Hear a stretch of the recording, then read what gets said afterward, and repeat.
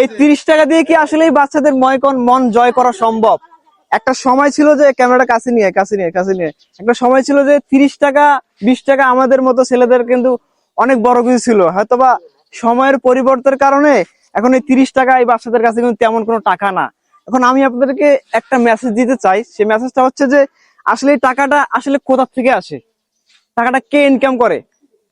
আমি ইনকাম করি না, বাপে ইনকাম করে না, চাচা ইনকাম করে, বা ইনকাম ছাড়া এই টাকাটা কোথা থেকে আসে? চুরি করে আসে না হাওয়ায় আসে? আসলে এই বাচ্চাদের এই বিষয়টা আসলে মাথায় ঢুকা উচিত। এমন একটা গ্রাম অঞ্চলে একটা কথা আছে না যে আদর করলে নাকি বলে সন্তানেরা বাদর হয়ে যায়, বিষয়টা এমন আর কি।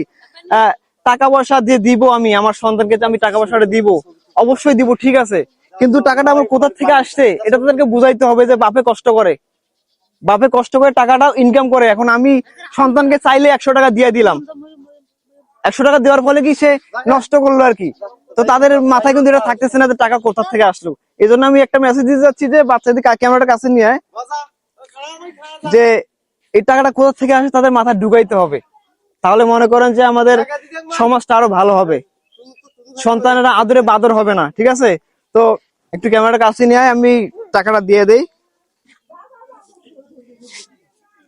নাও।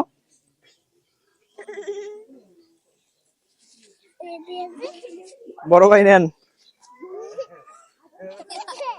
নেন।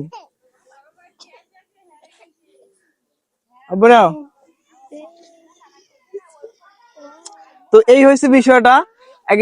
ঈদের সালামি দিলাম 30 টাকা করে, আসলে যার যতটুকু সামর্থ্য সেই সামর্থ্য অনুযায়ী দেওয়া উচিত।